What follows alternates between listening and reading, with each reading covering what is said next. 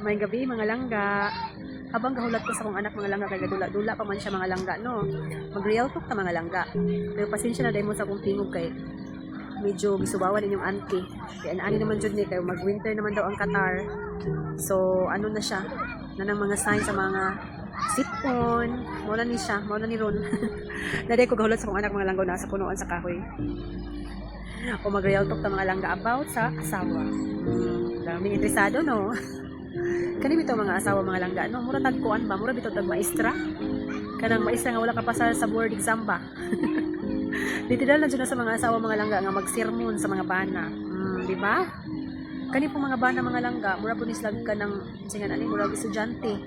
Kanang estudyante nga pagkakiat nga estudyante nga dili maminaw. Mao dyan ang mga bana mga langga, di ba?